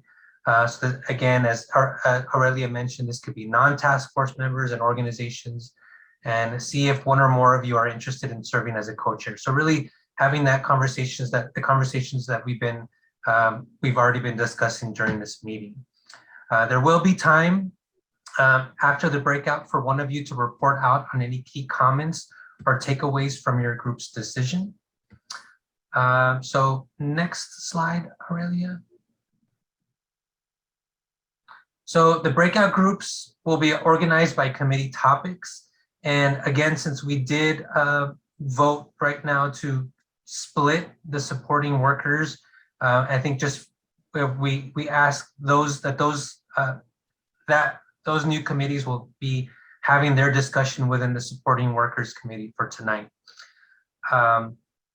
And so for now, we're going to be breaking into the groups according to the committee topics. And for those of you who filled out a survey, you will be placed in the committee that you selected as your top or second choice. If you didn't complete the survey, you will be randomly placed into a committee, and so will you, members of the public. But all of you task force members and members of the public each will have the option to leave a committee anytime and join another one. Once you are placed in a committee, there will be a button on the lower right side of your screen that allows you to leave the room. Just be careful to not click on leaving the meeting. Just click on leaving the room. Once you click on that button, you will have the option of selecting another room to move to. Each of the rooms will be categorized by the committee name, so you'll be able to see which one of the committees you'll be joining. To the members of the public, in your breakout rooms, we do ask that you continue to be patient and allow only the task force members to participate. As we mentioned earlier, you will have the opportunity for 2 minutes time during the public comment section of the meeting, which is the next item on the agenda. Each room will be facilitated by someone from our recovery team or our consultant team that we introduced earlier. Any questions on that before we break into groups?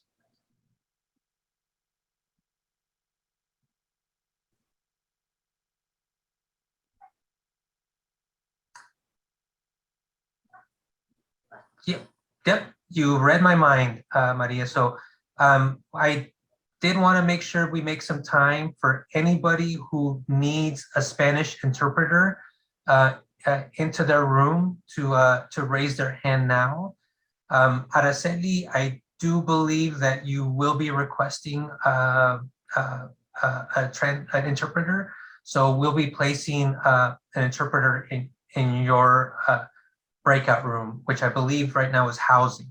So, so we will be placing the Spanish interpreter into that room.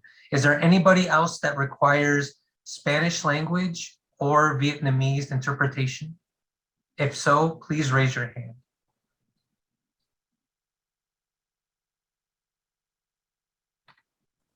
All right. Jose, I see that you are raising your hand.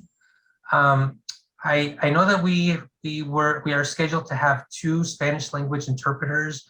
Maria, I believe you mentioned that there, Katarina, do we have that second interpreter? Okay.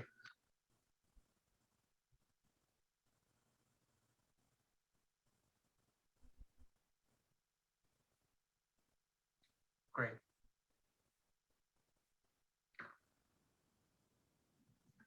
Okay.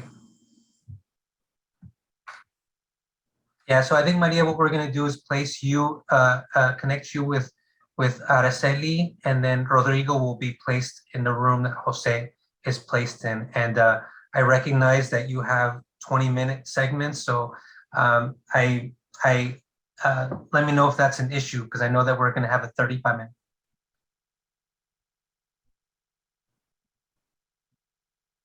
I appreciate you. Thank you so much. All right. So I believe that's it. So let's go ahead and put you into the breakout rooms, and the facilitators, I guess, I know we did this last month, maybe give once you've been placed into a breakout room, just a few minutes if you need to go take a break to get some water, go to the restroom or so. I know it's been a long meeting, and we really appreciate all of your participation tonight. Otherwise, we'll see you in the breakout rooms. Well, I know that our group would have wanted a little bit more time, but I also recognize that there are some people, it's 8:20, so hope folks are okay with this balance that we're playing with tonight. And rather than keep on talking, let's get right into the report outs. Is there any committee that would want to kind of just give a brief, someone from the committee who would want to volunteer and give a brief report out on any key comments or findings that you had in your conversation? I'll go ahead and start us off. This is Gerard Manuel with AKI, and the committee I was on was the Community Health and Wellness. And we started out with a very robust discussion around the committee goals, reach, and focus. And I'm just going to maybe point out 4 of the areas that was discussed. This is by no means finalized. We just kind of had a robust discussion around this. Proactively fostering physical and mental well-being for all age populations was one area. Improving access and eliminating barriers for residents. Helping health and social services providers with increasing capacity for care coordination, and educating and connecting individuals and families to culturally relevant services. We had a discussion around those 4 areas, and then talked about the possibility of subject matter experts that we would bring in to discuss those, and a number of names were discussed. A lot of good ideas were coming around, but the focus was really the committee felt we needed to spend a bit more time to have a discussion on the focus of the work of the group and not to get too far overreaching and overwhelmed with the different areas.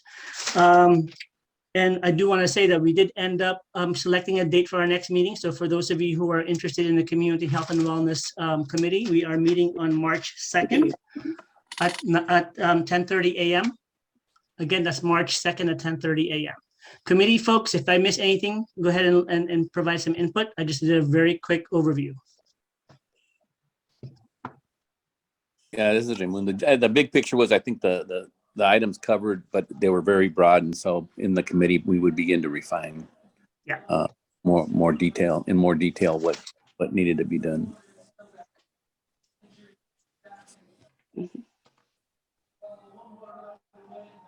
Thank you, Gerard. Is there another one of the committees who would want to give a brief report out? So I will go ahead. This is Christine with the Small Business Committee.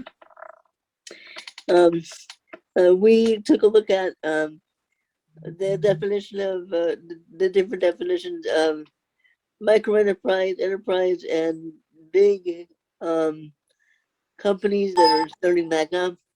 Trying to find, possibly trying to find a good map to help them navigate all the different things they need to do to ramp back up.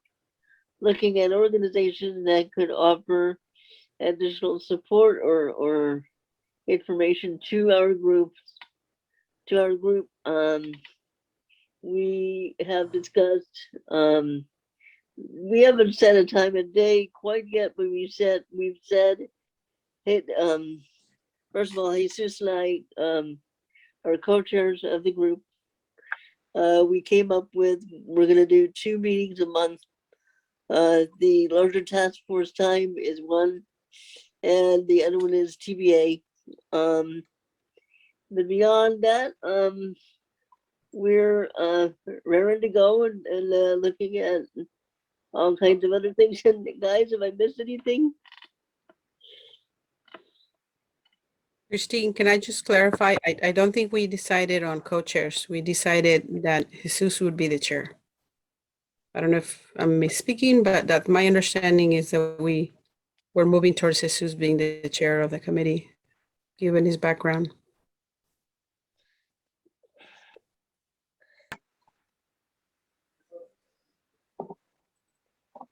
And if I can also mention that there was also we decided that our committee will only meet once a year.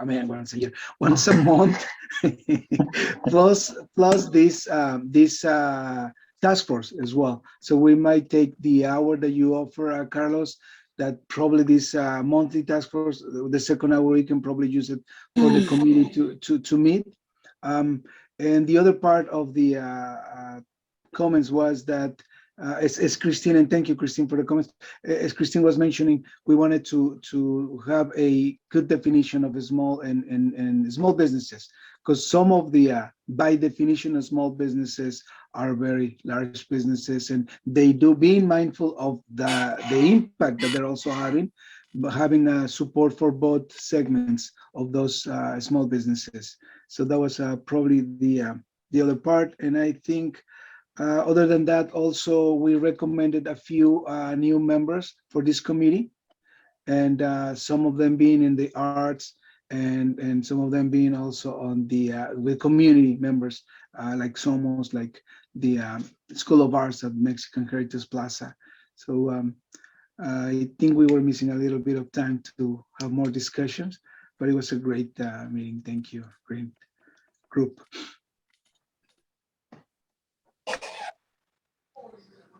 Thank you, Christine, Jesus, and Raymundo. Any other folks who, any other committees who would want to report? Sure, I can report. So we sat down with working partnerships, and we were the 2 worker-related groups in one room.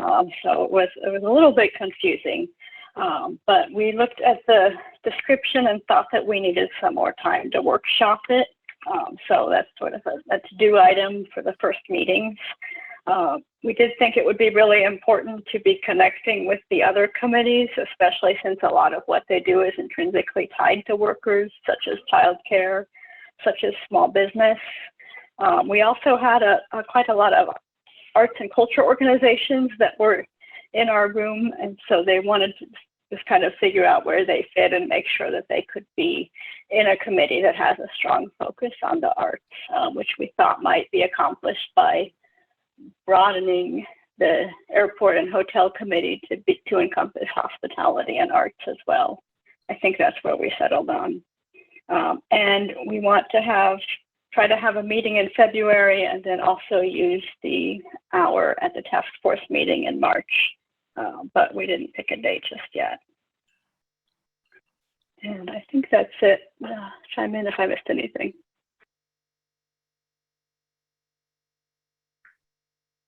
Thank you, Louise. All right, we got 3 committees, about 4 more committees. Does anybody else, does another committee want to quickly comment?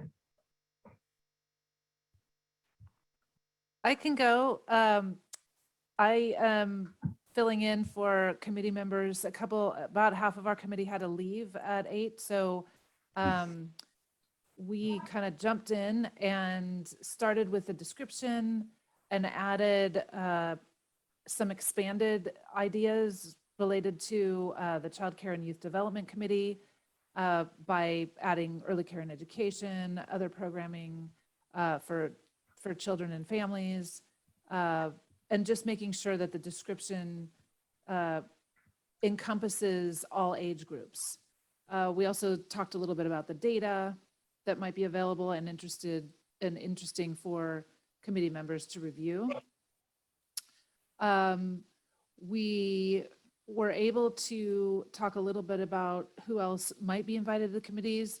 And part of that was related to knowing in advance who was on the committee. So that's something maybe that we could send out to committee members so that they know who's part of the committee and then can recommend from there. And then finally, we have a co-chair. We have 2 co-chairs, Yvonne Perez and Dr. Marianne Duen. And then we have an alternate if necessary. So lots of excitement about the committee. And then the committee talked about wanting to meet as much as possible during the task force meetings because they've already got that on their schedules, and considering people's busy schedules, wanted to really underline that that's an opportunity to do the work. And we have some ideas about when to meet outside of that. And they were interested in the 4 additional meetings. I think that's it for now. Anybody want to add anything?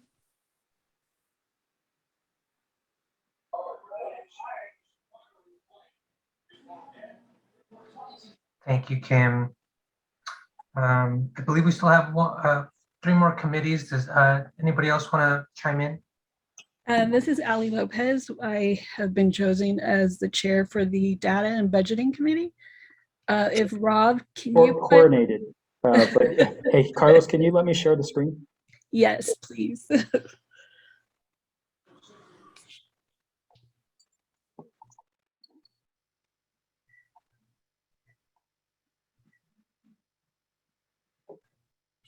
Ali, I think it's up. Okay. So surprised that a data and budgeting committee has all of this information for you already.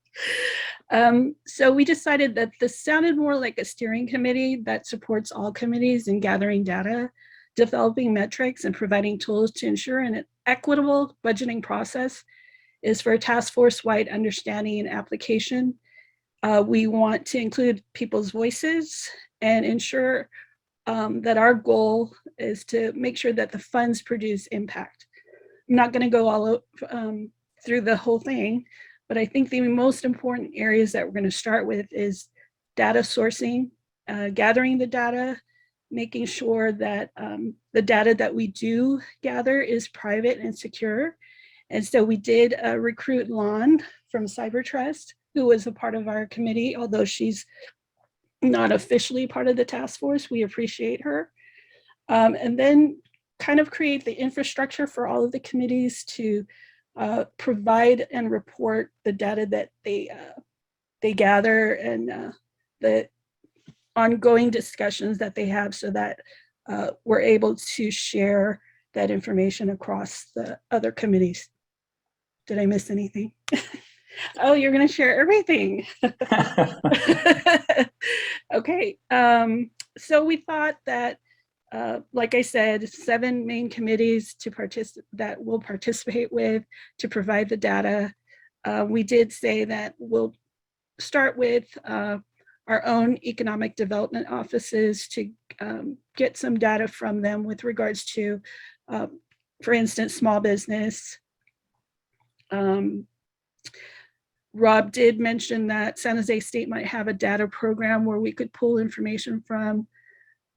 Sacred Heart, who is part of our committee, suggested that we tap into community members that are already part of city budget sessions, and reach out to other organizations out there that's already gathering data and working with other task force or committees with surrounding this topic. Next. So since there's only 2 of us, I was chosen as the chair, and then Roberto from Sacred Heart is vice chair. Lan is a volunteer from from the community. With regards to reporting, we thought that it would be best for us to report maybe 20 minutes before each main meeting to provide progress and impact of all of your work. We anticipate that the first meeting may be a little bit longer to share the data and infrastructure that we do create. We haven't set a schedule for our own committee meeting yet, but I think we're going to surround most of our meetings with the actual recovery task force meeting date. Did I miss anything? But that's why she won the role. Thank you so much, Ali and Rob. We got 2 more committees, housing and community engagement. Someone from my group or from housing want to report out?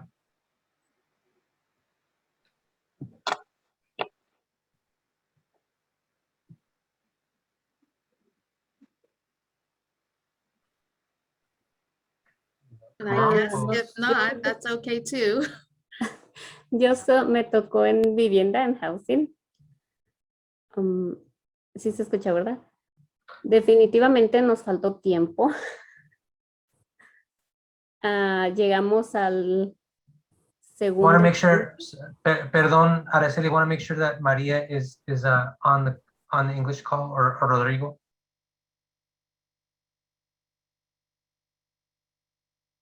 Me deja saber. Okay, go. ¿Ya? Ok. So, decía que definitivamente nos faltó tiempo. Llegamos al segundo punto de lo que teníamos que tratar, pero creo que fue bueno porque hablamos un poquito sobre incluir las personas que no tienen casa, cómo nos aseguramos de que tengan viviendas ellos asequibles para ellos, cómo vamos a incluirlas. También algo que comentaba Matthew, si no me equivoco, es cómo incluir asesoría legal para la comunidad dentro de esto, de housing. Y estábamos hablando sobre también sobre cuántas personas deberíamos de invitar al comité. Nos encantaría invitar a toda la comunidad, toda la gente que quiera asistir, pero también estábamos hablando de el tiempo que tendríamos para estas reuniones y cómo aseguramos que las personas que asistan tengan esa oportunidad de hablar y darnos sus ideas. Una idea que di fue que cada miembro invitemos a 1 o 2 personas para nuestra siguiente reunión, para que todas tengamos el tiempo de hablar, pero fue como una idea, no quedamos si sí va a quedar así. Nos quedamos hablando un poquito sobre eso.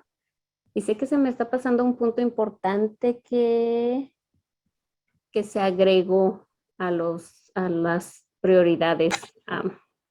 Si me ayudan con eso.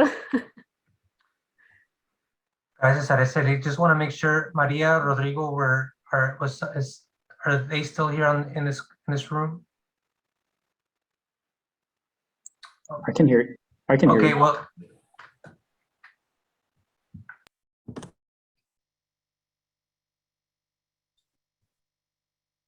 I'm sorry, I was not in the English room. Go ahead.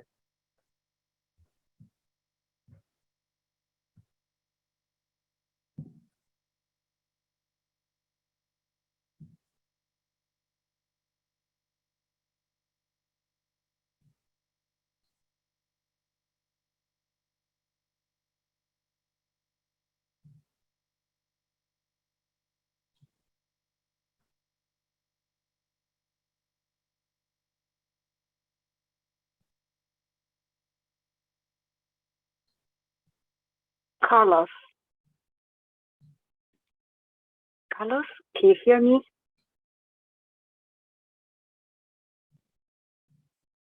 Go ahead, Maria, we can hear you fine. Thanks. Actually, Carlos, this is Lan Jensen. I'm on mobile, so sorry, I cannot raise my Yeah, hand. Long, can you hold on for a second? We'll allow public comment in just a second.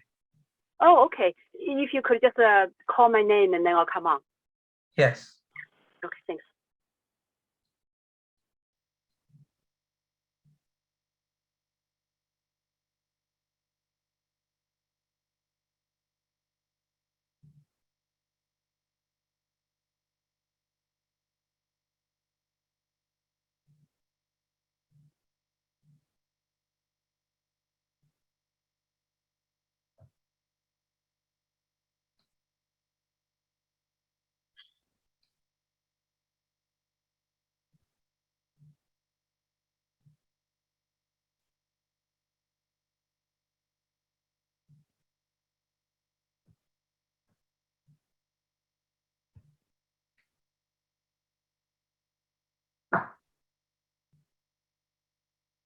Sure.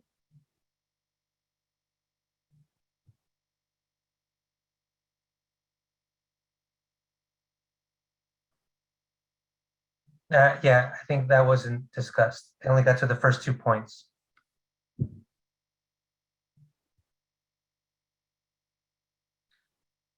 Thank you, Araceli. All right, so our last committee is my committee. Does someone from community engagement want to make a summary?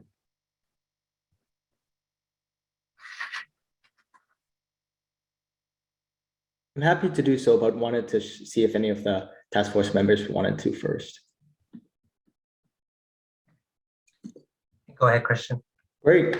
Yeah, so we had a lively talk. We shared a little bit about what we've heard in the community in terms of, and the task force specifically in the past 3 meetings, in terms of the need for deep engagement and what that looks like. In our discussion, there was an intention of, and a question of, not whether or not we do engagement and what it looks like, but how we do it, especially in times of COVID, right? Is it in person? Is it virtually? Meeting people where they're at? The intention to see what other committees are doing as well. And intention to look beyond the traditional box of community engagement activities that's been implemented in the past. How do we be creative and seek out those members of the community with lived experience to weigh in on what that community engagement process looks like? Our conversations, we weren't able to pinpoint a time or chair, but we did want, everyone was very keen on meeting again, hopefully in the next task force meeting, at least for the hour, if that's possible. Anything else I missed from the committee, or Carlos, or from the community engagement committee member attendees? No, other than we didn't really get around to talking about the schedule, but we were about to approach the opportunity of meeting at the next task force meeting for us to meet.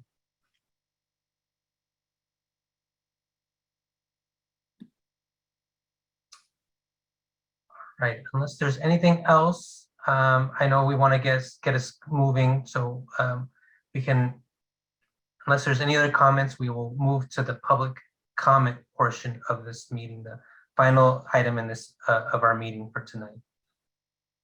Just one quick comment. For the small business group, I think we need to clarify whether there was a chair or co-chairs. I know Lillian took the notes, but our committee can work that out. Thank you. Thank you, Derek. All right, so we are now at the public comment portion of this period. If you are a member of the public and wish to make a comment, please raise your hand. I know that Lan Jensen is on the call here, and so I think we'll start with her first. And so Lan, if you're still on here, go ahead and begin. Thanks, Carlos. Yes, I just wanted to put my service out here. Although I was assigned into the data group, which was wonderful. Besides that, I also want to mention to the task force that digitally enabling small businesses has been a recommendation of the Silicon Valley Roundtable report in 2020, and my nonprofit has conducted several accelerators which helped 20 small businesses generate revenue online safely. So at this recovery group's service wherever possible. Back to you, Carlos. Thank you, Lan. Is there any other member of the public who would like to make a public comment? If so, raise your hand. Okay, I think that is it. So want to open up the slides one more time, Aurelia, for I guess we're at the next steps portion. Rosalind, did you want to have anything to check in here on next steps? No, well, first, I just want to say thank you because this evening we went way over and I am so impressed that we still have over 40 folks on the call. So thank you for hanging with us to the very end. But obviously you all are very interested in this great work moving forward. So it sounds like one committee particularly was quite eager to move things along. So the report outs were great. Again, just thank you so much for your time. A reminder, our next task force meeting is on Thursday, March 10th. We know that some of the committees are going to be meeting before then. That's great. And on this slide, you've got our website, email address, and you know that you can reach us anytime for any questions, concerns, ideas. So again, just thank you so much for your participation tonight. And we will see you on March 10th, if not before. Yeah, and just to chime in, I think next steps, we will be following up with you it's about finalizing the committee membership and getting your input. So that's something that we definitely will be following up with you within sometime next week to get as much input as possible about the committees you're interested in joining so we can begin the work right away.